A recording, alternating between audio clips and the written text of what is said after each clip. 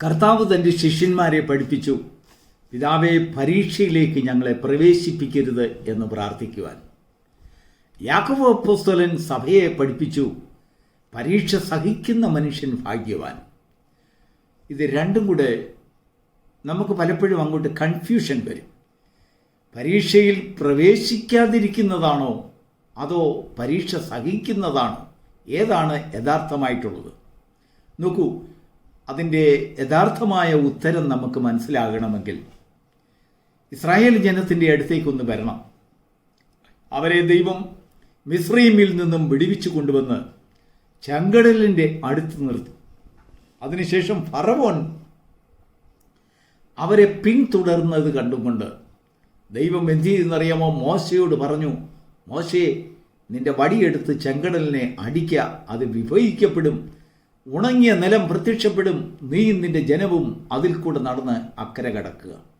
അവിടെ ഉദ്ദേശം എന്ന് പറഞ്ഞാൽ ശത്രുവിൻ്റെ കരത്തിൽ അവരെ ഏൽപ്പിക്കാതെ അവരെ രക്ഷപ്പെടുത്തുക, അവരെ വേറൊരു സീൻ മരുഭൂമിയുടെ ഭാഗത്തേക്ക് അവരെ കടത്തിവിടുക. അതായിരുന്നു ദൈവത്തിൻ്റെ ഉദ്ദേശം. മിസ്രൈമിൽ നിന്നുള്ളതായ ഒരു സമ്പൂർണമായ ഡിറ്റാച്ച്മെൻറ്റ്, അതാണ് അവിടെ ഉദ്ദേശിച്ചത്. എന്നാൽ മോശ ആ അത്ഭുതം ചെയ്യുമ്പോൾ, ആ വടി കൊണ്ട് അവിടെ ആ സമുദ്രത്തെ അടിക്കുമ്പോൾ, അല്ലെങ്കിൽ ചെങ്കടലിനെ അടിക്കുമ്പോൾ, അവിടെ പ്രമാണമില്ല, ഉപദേശമില്ല, പൗരോഹിത്യമില്ല, ശുശ്രൂഷയില്ല, ആലയമില്ല. എന്നാൽ അവർ മരുഭൂമിയിലേക്ക് വന്നപ്പോൾ ഹോരേബ് താഴ്വര അല്ലെങ്കിൽ പർവ്വതത്തിൻ്റെ താഴ്വരയിൽ വെച്ച് ദൈവം അവർക്ക് പ്രമാണം കൊടുത്തു, പൗരോഹിത്യം കൊടുത്തു, അവർക്ക് ഉപദേശം കൊടുത്തു, ആലയം കൊടുത്തു, വ്യവസ്ഥകൾ കൊടുത്തു. അങ്ങനെ 40 വർഷം ചുറ്റിക്കറങ്ങിയതിന് ശേഷം അവർ ഇതാ യോർദാൻ നദിയുടെ കരയിൽ വന്നിരിക്കുകയാണ്. യോർദാൻ നദി കടന്ന് കുറേ അടികൾ അല്ലെങ്കിൽ കുറച്ച് വാരകൾ മുൻപോട്ട് ചെന്നാൽ ഉടനെ കനാൻ ദേശത്തേക്ക് അവർക്ക് പ്രവേശനമാണ്. ആ മണ്ണിലേക്ക് ദൈവം അവരോട് വാഗ്ദത്തം ചെയ്ത ആ ദേശത്തിൽ അവരുടെ കാലുകൾ വയ്ക്കുകയാണ്. എന്നാൽ അവരുടെ മുൻപിൽ ഒരു വൈഷമ്യമേറിയ തടസ്സം, അത് യോർദാൻ നദി. അത് മാത്രമല്ല, യോർദാൻ നദി സാധാരണ വലിയ ആഴമുള്ള ഒരു നദിയായിട്ടല്ല പലപ്പോഴും അത് പ്രത്യക്ഷപ്പെടുക. എന്നാലും ദൈവം അതിനെ കടക്കുവാൻ അവർക്ക് നിയോഗിച്ചതായ സമയം കൊയ്ത്തുകാലമാണ്. യോശുവയുടെ പുസ്തകം 3-ാം അധ്യായത്തിൻ്റെ 15-ാം വാക്യത്തിൽ ഇങ്ങനെ എഴുതിയിരിക്കുന്നു, കൊയ്ത്തുകാലത്ത് യോർദാൻ നദി കര കവിഞ്ഞൊഴുകും. ദൈവത്തിന് സ്തോത്രം. അപ്പോൾ കര കവിഞ്ഞൊഴുകുന്നതായ ഒരു സമയം അവരുടെ മുൻപിൽ നിശ്ചയിച്ചും കൊണ്ട് വളരെ വൈഷമ്യമേറിയ ഒരു ഘട്ടത്തെ ദൈവം അവിടെ സൃഷ്ടിച്ചിട്ട് പറയുകയാണ്, നിങ്ങൾ യോർദാൻ നദി കടക്കണം. എങ്ങനെ കടക്കും? ഈ വന്നിരിക്കുന്ന ജനങ്ങൾക്കാർക്കും നീന്തറിയത്തില്ല. അവർ മരുഭൂമിയിൽ ജനിച്ചു വളർന്നവരാണ്. മിസ്രൈമിൽ നിന്ന് പുറപ്പെട്ടവരെല്ലാവരും മരിച്ചുപോയി. പലവിധമായിട്ടുള്ള പ്രയാസങ്ങളിലും യുദ്ധങ്ങൾ, പല ദൈവത്തിൻ്റെ ശിക്ഷയിലും മറ്റുമായി ആ ജനമെല്ലാം പട്ടുപോയി. യോശുവയും കാലേബും മാത്രമേ അവിടെ അവശേഷിക്കുന്നുള്ളൂ. ഈ ജനം എങ്ങനെ ആ യോർദാൻ കടക്കും?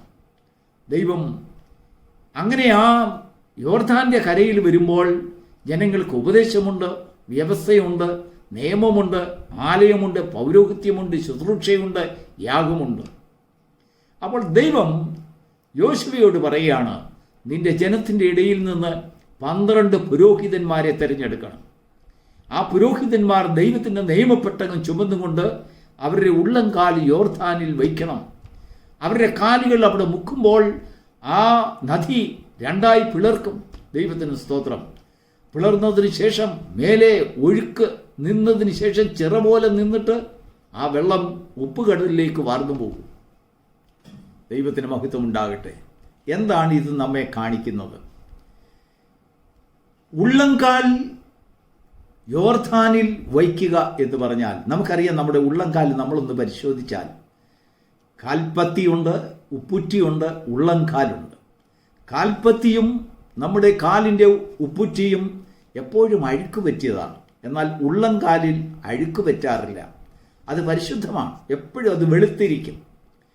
ദൈവത്തിൻ്റെ വചനം പറയുന്നത്, ദൈവം യോശുവയോട് കൽപ്പിച്ചത് പുരോഹിതന്മാരുടെ ഉള്ളംകാൽ, അതായത് നടപ്പിലുള്ളതായ പരിശുദ്ധി, ജീവിതത്തിലെ വിശുദ്ധി, അവൻ നടപ്പിൽ നിർമ്മലത, അവൻ്റെ നടപ്പിലെ നിർമ്മലത ആ വെള്ളത്തിൽ മുങ്ങുമ്പോൾ ആ വെള്ളം യോർദാൻ വിഭജിക്കപ്പെടും. ദൈവത്തിന് സ്തോത്രം. ദൈവത്തിന് അറിയാം ഈ മനുഷ്യർ നടപ്പിൽ അത്ര വിദഗ്ധരൊന്നും അല്ല, പൂർണ്ണരല്ല, പരിശുദ്ധരല്ല, എപ്പോഴും നടപ്പിൽ അവർക്ക് നിർമ്മലതകളൊന്നും ഇല്ല എന്ന്. ദൈവത്തിൻ്റെ ജനത്തെക്കുറിച്ച് ദൈവത്തിന് വളരെ കരുണയോടുള്ള ആർദ്രതകളുണ്ട്. അവിടെയും ദൈവം യോശുവയോടൊരു കരുണയുടെ വാക്ക് കൽപ്പിക്കുകയാണ്. ഇന്ന് നിങ്ങളെ തന്നെ ശുദ്ധീകരിപ്പീൻ, നാളെ ഞാൻ നിങ്ങളുടെ മധ്യേ അത്ഭുതം പ്രവർത്തിക്കും. എന്താണ് ഈ ഇന്നെന്ന് പറയുന്നത്? നമ്മുടെ ജീവിതത്തിൽ നമ്മുടെ കുറവുകളെയും കുറ്റങ്ങളെയും പോരായ്മകളെയും നമ്മുടെ മലിനകളതകളെയും ഒക്കെയും പരിഹരിച്ച് ദൈവത്തിൻ്റെ സന്നിധിയിൽ നിന്ന് ശുദ്ധീകരണം പ്രാപിക്കുവാൻ, നമ്മുടെ നടപ്പിനെ ശുദ്ധീകരിക്കുവാൻ, നിർമ്മലമാക്കുവാൻ ദൈവം തരുന്നതായ തരുണങ്ങളാണ്, അവസരങ്ങളാണ് ഇന്നെന്ന് പറയുന്നത്. നോക്കൂ, നമ്മുടെ ജീവിതത്തിൻ്റെ അന്ത്യഘട്ടത്തിൽ നമ്മൾ വളരെ വൈഷമ്യമേറിയ ഒരു കാലഘട്ടത്തിലാണ് വന്നിരിക്കുന്നത്. യോർദാൻ വളരെ ആഴമില്ലെന്നൊക്കെ ചിന്തിച്ച് കാണും. പക്ഷെങ്കിൽ കരകവിഞ്ഞൊഴുകുന്നതിനാൽ അവിടെ ആഴി ഏതാണ്, ചുഴി ഏതാണ്, ഇതൊന്നും നമുക്ക് തിരിച്ചറിയില്ല. അതിനെത്ര ആഴമുണ്ടെന്നും അറിയില്ല, നമുക്ക് നീന്തറിയില്ല. നമുക്കത് അക്കരെ കടക്കുകയും വേണം. ദൈവത്തിന് മഹത്വമുണ്ടാകട്ടെ. എന്നാൽ ജനം ആ ഭാഗത്ത് വരുമ്പോൾ അവർക്ക് പ്രമാണവും ഉപദേശവും ദൈവത്തിൻ്റെ കർശനമായ ചില നിയമങ്ങളും അവരുടെ മുൻപിൽ ഇരിക്കുന്നു. അതാണ് യാക്കോബ് അപ്പോസ്തലൻ പറഞ്ഞത്, പരീക്ഷ സഹിക്കുന്ന മനുഷ്യൻ ഭാഗ്യവാൻ. എന്നാൽ അതിനു മുമ്പ് കർത്താവ് ശിഷ്യന്മാരെ പ്രാർത്ഥന പറയുക അല്ലെങ്കിൽ പ്രാർത്ഥിക്കുവാൻ പഠിപ്പിച്ചപ്പോൾ അവർക്ക് ശത്രുക്കളിൽ നിന്ന് രക്ഷപ്പെടുവാനുള്ളതായ ഒരവസരമായിരുന്നു അത്. മോശയും ജനങ്ങളും ചെങ്കടലിൻ്റെ അടുത്ത് നിന്നതുപോലെ കർത്താവ് ശിഷ്യന്മാരെ കണ്ടത് അങ്ങനെയുള്ള ഒരു സാഹചര്യത്തിലാണ്. ശത്രുക്കളുടെ കയ്യിൽ നിന്ന് അല്ലെങ്കിൽ അകപ്പെടാതെ അവരുടെ കയ്യിൽ നിന്നുള്ളതായ ഒരു രക്ഷ തൻ്റെ ജനത്തിന് അല്ലെങ്കിൽ തൻ്റെ മക്കൾക്ക് വേണം. അതാണ് അവരെ പ്രാർത്ഥിക്കുവാൻ പഠിപ്പിച്ചത്. എന്നാൽ ദൈവത്തിൻ്റെ പരിശുദ്ധാത്മാഭിഷേകം ഭൂമിയിൽ കർത്താവ് അയച്ചപ്പോൾ മനുഷ്യൻ വ്യവസ്ഥയും നിയമവും ഉപദേശവും നിബന്ധനകളുമുള്ളവരായി തീർന്നു. മനുഷ്യരിലേക്ക്, നമ്മിലേക്ക് ദൈവത്തിൻ്റെ ആത്മാവ് പൗരോഹിത്യത്തെ കൊണ്ടുവന്നു. ഇപ്പോൾ നമ്മുടെ പരീക്ഷകളെ ജയിക്കുവാൻ നമ്മുടെ കാലിലെ നിർമ്മലത, നമ്മുടെ നടപ്പിൻ്റെ നിർമ്മലത, നമ്മുടെ നടപ്പിൻ്റെ വിശുദ്ധി ദൈവം ആവശ്യപ്പെടുകയാണ്. എന്നാൽ പലപ്പോഴും നമുക്കതിന് പ്രാപ്തിയില്ലാതിരിക്കുമ്പോൾ നമ്മൾ തോറ്റുപോകുന്ന ചില സാഹചര്യങ്ങൾ ദൈവം നമ്മെ മുറ്റുമായി നശിപ്പിച്ച് കളയാതെ, അവിടെ വെച്ച് പട്ടുപോകുവാൻ ഇടവരുത്താതെ ദൈവം നമ്മോട് പറയുകയാണ്, ഇന്ന് നീ നിന്നെ തന്നെ വിശുദ്ധീകരിക്കുക. അങ്ങനെ നീ വിശുദ്ധീകരിക്കുമ്പോൾ നാളെ നീ അത്ഭുതങ്ങളെ നിന്റെ ജീവിതത്തിൽ കാണുവാനിടയായിത്തീരും. നിന്റെ മുൻപിൽ കരകവിഞ്ഞൊഴുകുന്നതായ യോർദാൻ അത് രണ്ട് ഭാഗത്തേക്ക് ഭാഗിച്ചതിന് ശേഷം നീ അതിൻ്റെ മധ്യത്തിൽ കൂടെ ഉണങ്ങിയ നിലത്തുകൂടെ അക്കരെ കടന്ന് നിന്റെ അവകാശത്തെ പ്രാപിക്കുന്നതിനിടയായിത്തീരും.